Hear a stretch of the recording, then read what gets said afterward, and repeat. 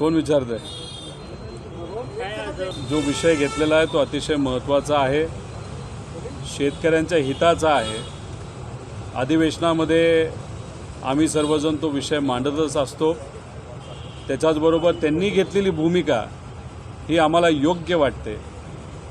घेतलेली भूमिका व ज्या विचाराच्या विरोधात ते लढत आहेत व सामान्य लोकांच्या हितासाठी ते लढत आहेत, यासाठी पाठिंबा देण्यासाठी आम्ही सर्वजण त्यांना तिथं भेटण्यासाठी जाणार आहोत आणि आम्ही आमच्या पक्षाच्या वतीने त्यांना पाठिंबा त्या ठिकाणी देणार आहोत।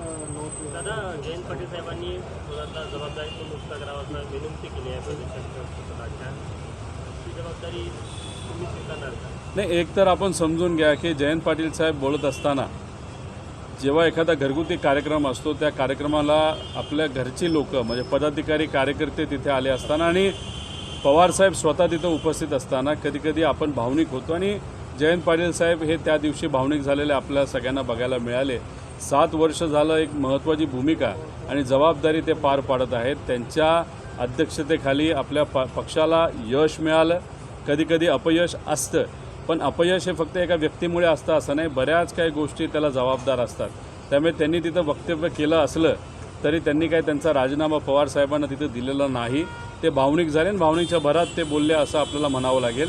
शेवटी निर्णय जयंत पाटील साहेब, पवारसाहेब, सुप्रियाताई देशमुख साहेब, तसंच आव्हाड साहेब, हे सर्व मोठे टोपे साहेब, सर्व नेते बसून पार्टीचं भवितव्य कसं असावं, कशा पद्धतीने पार्टीची संघटना असावी या बाबतीत ते योग्य असा निर्णय देतील असं आम्हा सगळ्यांना वाटतं। पण त्यानंतर ते जास्त सक्रिय झालेले दिसत आहेत जयंत पाटील, तर ती एक भूल होती का हा एक प्रश्न आहे आणि आपल्याला जर जबाबदारी मिळाली तर आपण तयार आहात? नाही, प्रदेश अध्यक्षाची जबाबदारी मला मिळावी अशी माझी कुठेही इच्छा नाही, पण एक सामान्य कार्यकर्ता म्हणून माझं एक मत आहे की हे सर्व नेते एकत्रित येऊन जेव्हा ते या देशाची जबाबदारी हातामध्ये घेतील पार्टीच्या वतीने, तसंच या राज्यामध्ये संघटना कशी असावी यासाठी सुद्धा हे सर्व नेते जेव्हा मार्गदर्शन करतील आणि जेव्हा केव्हा जयंत पाटील साहेब, पवारसाहेब, सुप्रियाताई सर्व नेते बसून काही रिस्ट्रक्चरिंग करतील आणि तेव्हा या राज्याला नवीन प्रदेश अध्यक्ष देण्याचा विषय जेव्हा येईल तेव्हा सामान्य कुटुंबातल्या एका व्यक्तीला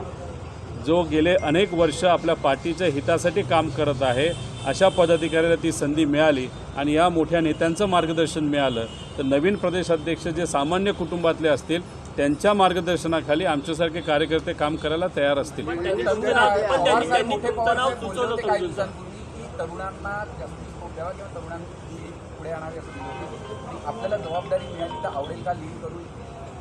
नाही, हे बघा, आता इथंच तुम्ही बघितलं तर आम्ही सर्वजण युवा आहोत आणि याच्यात आम्हाला काय पाहिजे तर आक्रमकता पाहिजे। आम्हाला पार्टीच्या हितासाठी आम्हाला लढायचं आहे।